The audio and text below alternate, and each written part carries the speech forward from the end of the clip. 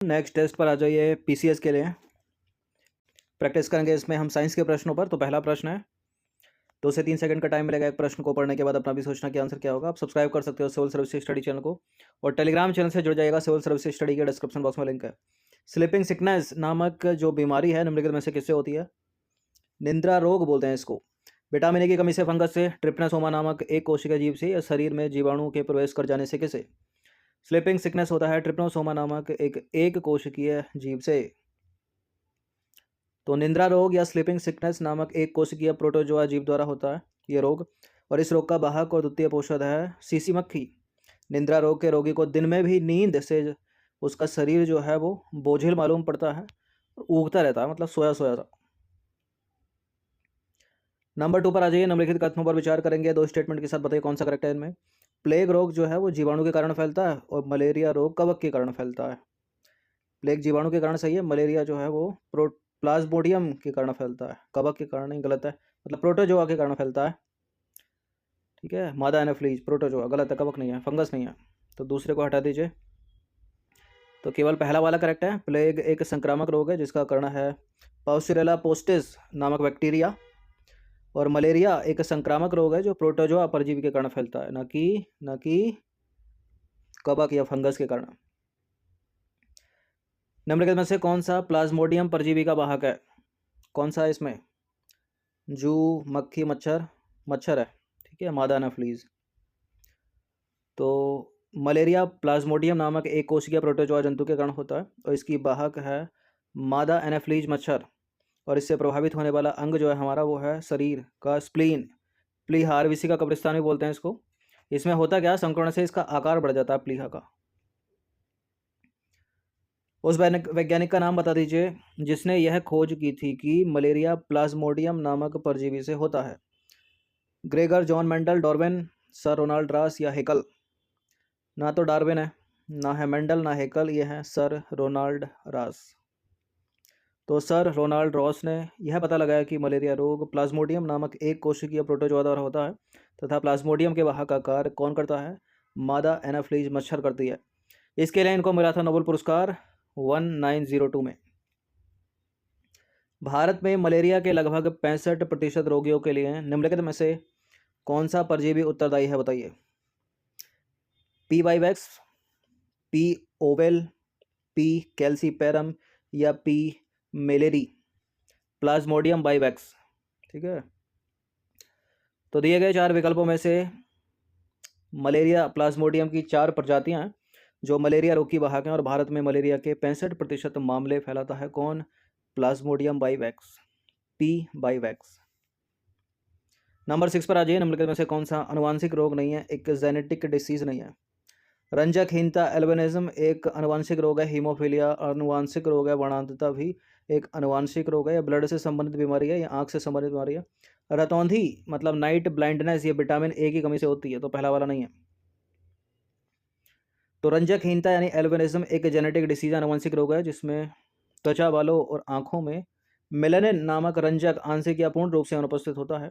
Haemophilia भी एक अनुवांशिक लिंग सहलग्न वंशागति है, और वर्णांतता यानी कलर ब्लाइंडनेस इसको बोलते हैं, ये भी एक लिंग सहलग्न वंशागति है, मतलब जेनेटिक डिसीज है।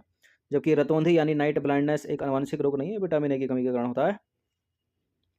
हीमोफीलिया एक अनुवांशिक रोग है जिसका वहन, हीमोफीलिया में होता क्या है, मतलब कट गया कहीं, ठीक है, तो रुधिर जो है ब्लड बहता रहता है, क्लॉटिंग नहीं हो पाती, थक्का नहीं बन पाता जिससे ज़्यादा बह जाता है रुधिर। तो हीमोफीलिया एक अनुवांशिक रोग है, स्त्रियां जो हैं इसका वहन करती हैं और पुरुषों में होता है प्रकट। तो हीमोफीलिया एक अनुवांशिक लिंग सहलन वंशागति है जिसमें रोगियों में चोट लगने पर काफ़ी समय तक रुधिर जो है, ठीक है, कुछ प्रोटीन्स की कमी के कारण वो थक्का नहीं बना पाता, बहता रहता है, रक्त का स्कंदन नहीं हो पाता उसका, और इस रोग का वहन जो है वो स्त्रियां करती हैं जो कि प्रायः पुरुषों में प्रकट होता है, और इससे रक्त स्रावण रोग भी कहते हैं हीमोफीलिया को। क्वेश्चन नंबर 8 पर आ जाइए। मानव में गुणसूत्रों की संख्या 21वीं त्रिगुण सूत्रता उत्तरदायी है। हीमोफीलिया के लिए डाउन सिंड्रोम, टर्नर सिंड्रोम या इनमें से कोई नहीं। 21वीं त्रिगुण सूत्रता तो डाउन सिंड्रोम के लिए जो है वो उत्तरदायी है। तो मानवों में गुणसूत्र संख्या 21 की त्रिगुण सूत्रा डाउन सिंड्रोम के लिए उत्तरदायी है।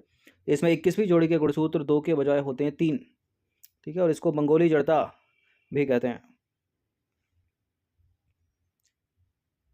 क्वेश्चन नंबर 9 पर आ जाइए। निम्नलिखित में से किस युग्म का जो है सही सुमेल नहीं है मिलान?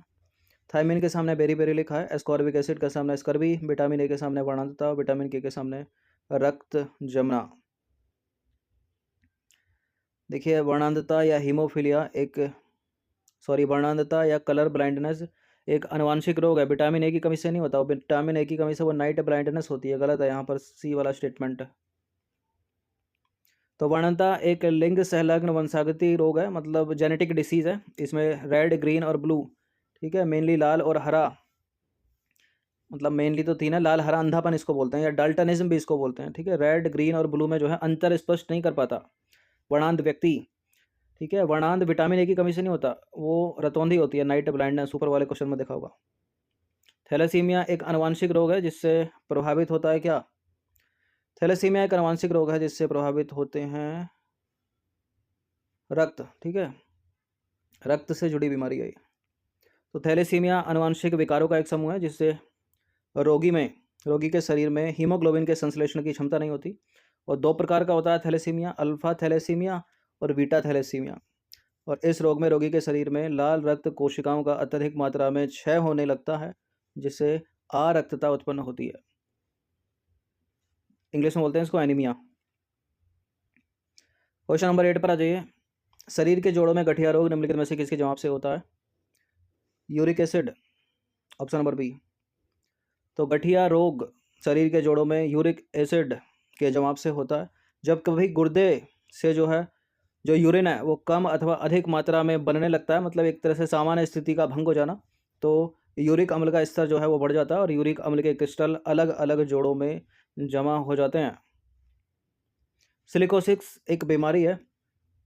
सिलिकोसिस एक बीमारी है, गुर्दे संबंधी नहीं है, यह तंत्र यकृत संबंधी नहीं है, फेफड़े से संबंधित बीमारी है।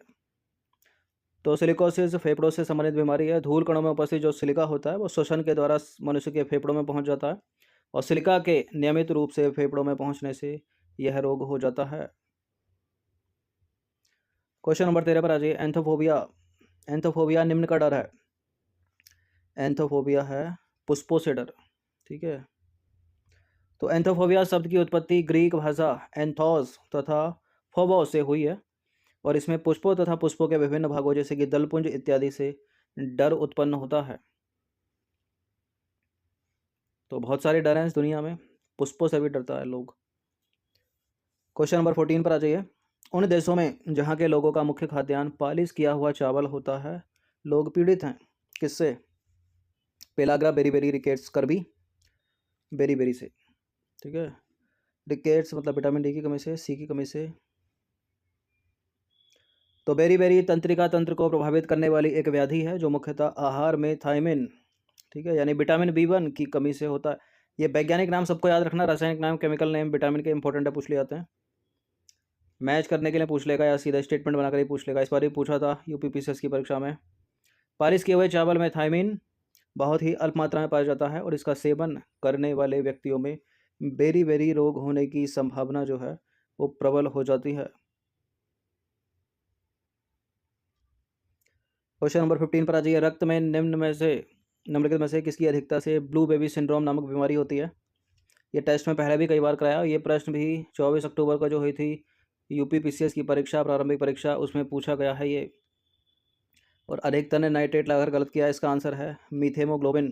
देखिए, पहले भी बताया है, मीथेमोग्लोबिन अगर नहीं है तभी नाइट्रेट लगाना है, तब तो सही हो जाएगा ये। लेकिन जब मीथेमोग्लोबिन ऑप्शन में दे रखा है तो नाइट्रेट कभी सही नहीं होगा। ठीक है, सी है इसका आंसर। तो ब्लू बेबी सिंड्रोम शरीर में ऑक्सीजन का परिवहन करने की रक्त की क्षमता के घटने का परिणाम होता है। पेयजल में नाइट्रेट की अधिकता इसका सबसे आम कारण है। ठीक है, कारण तो है लेकिन एक आम कारण है। मेन कॉज क्या है? मीथेमोग्लोबिन का निर्माण हो जाना। देखिए, मुख्य रूप से नवजात शिशु जो है इस रोग से प्रभावित होते हैं, और शरीर में नाइट्रेट जो है नाइट्राइट में परिवर्तित हो जाते हैं। ये नाइट्राइट लाल रक्त कणिकाओं यानी RBC में उपस्थित हीमोग्लोबिन से अभिक्रिया करके बनाते हैं मीथेमोग्लोबिन, और यही है मेन कारण। तो मीथेमोग्लोबिन की अधिकता से शरीर की कोशिकाओं को पर्याप्त मात्रा में ऑक्सीजन प्राप्त नहीं होती, और यह स्थिति कहलाती है ब्लू बेबी सिंड्रोम। ठीक है, क्या है इसका उत्तर? मीथेमोग्लोबिन। अगर ऑप्शन में नहीं होगा तो नाइट्रेट होगा। तो 15 प्रश्न थे ये जनरल साइंस के, इनकी प्रैक्टिस एक बार कर लीजिएगा। धन्यवाद।